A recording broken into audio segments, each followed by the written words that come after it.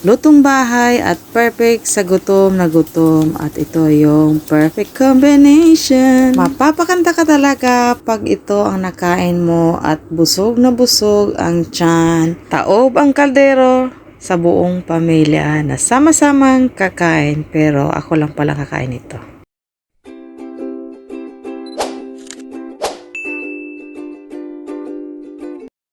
Lumabas lang ako ng bahay at nagbili ng mga kakailanganin para sa pagluluto for today's video at for today's ulam.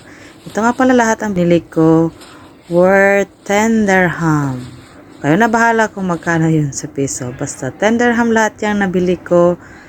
Kompleto na siya, may kalabasa, talong, sitaw, kangkong dahil wala kami malunggay dito, at okra, yon lang. Umili nga lang din ako ng isang pirasong sibuyas dahil sobrang mahal pala ng sibuyas dito. 9 dirham, 1 kilo. Magkano na yon? 150 dyan sa Pilipinas. Pero mas mura pa rin dito, no?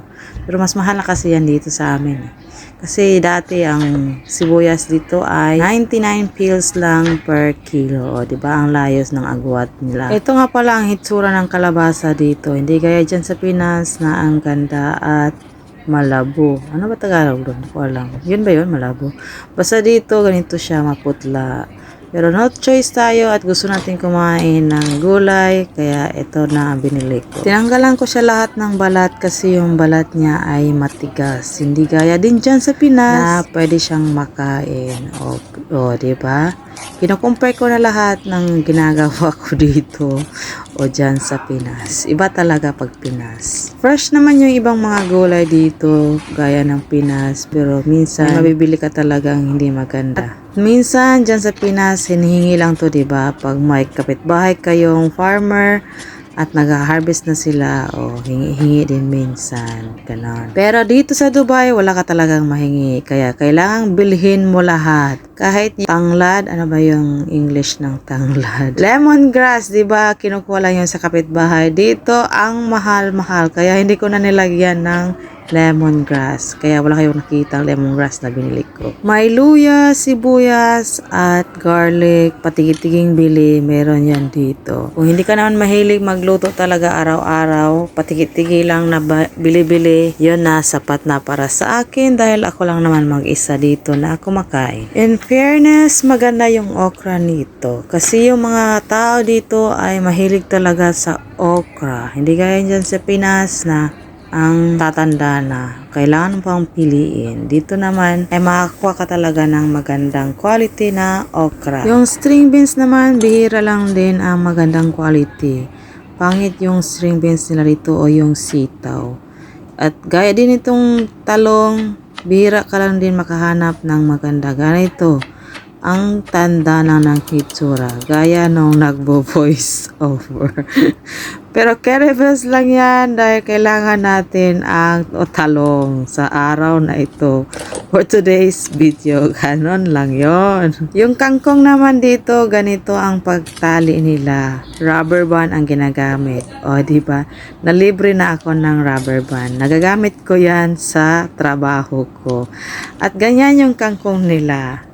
In fairness, maganda yung kuha ko ngayon. Minsan kasi ang lantana at yung dahon ay isa, dalawa lang, tatlo ang nakikita mo.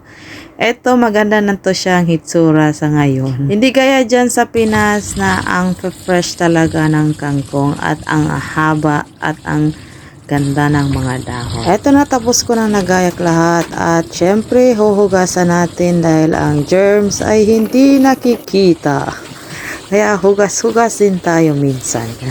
Huwag mag-alala sa tubig dahil dito sa Dubai ay unlimited tubig na yan. Kaya kung ilang beses mong hugasan, carry bells. Medyo low budget tayo ngayon sa garlic dahil yan yung natira nung nakaraang luto ko at kasali na rin yung ginger. Eto na at ready na yung sangkap para sa lutong ginataang sari-sari. Ay, ano bang tawag sa lutong ito? Basta ginataang gulay. Yan na yun. Ito yung alam kong paraan paano lutuin to. Kaya gigisa muna natin una yung ginger. Ay, hindi pa pala mainit yung mantika ko. Ano ba yan? For caramels na yan. Iinit din yan maya-maya. O, yan, diba? Mainit na siya at saka isunod na natin yung onion. Nahuli yung garlic. Ewan ko ba kung bakit ganun ako magluto.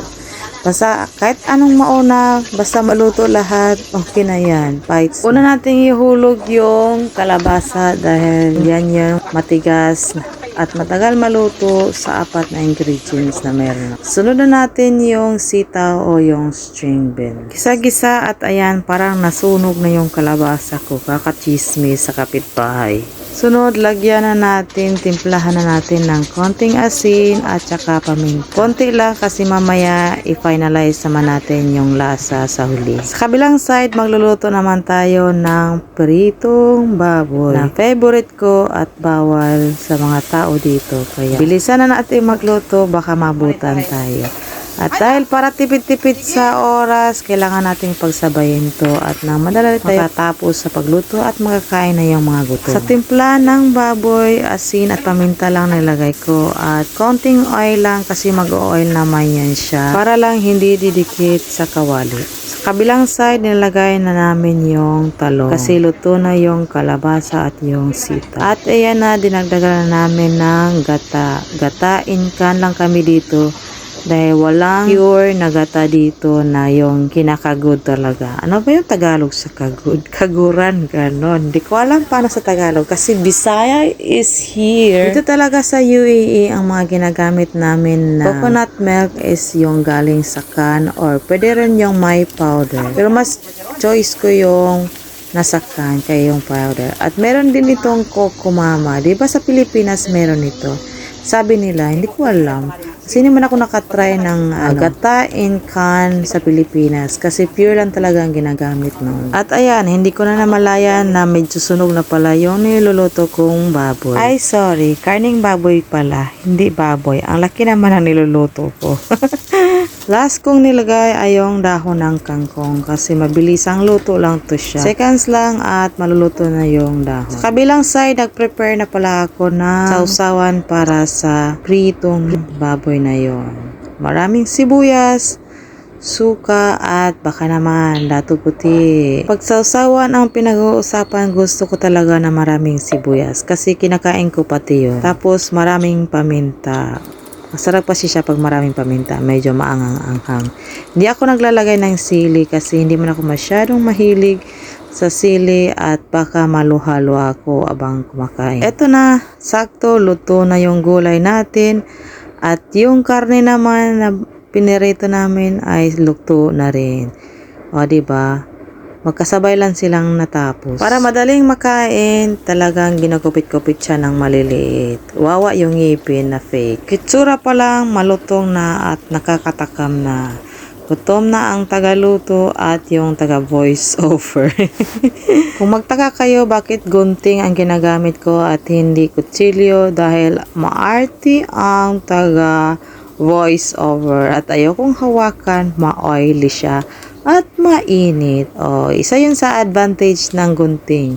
Hindi mo na kailangang hawakan at clip lang, bites na, gutom na ako at ayan na, kain na tayo. For the finished product, ito na yon, diba? Wow na wow. Sarap ng kain ng mga gutom. Let's eat!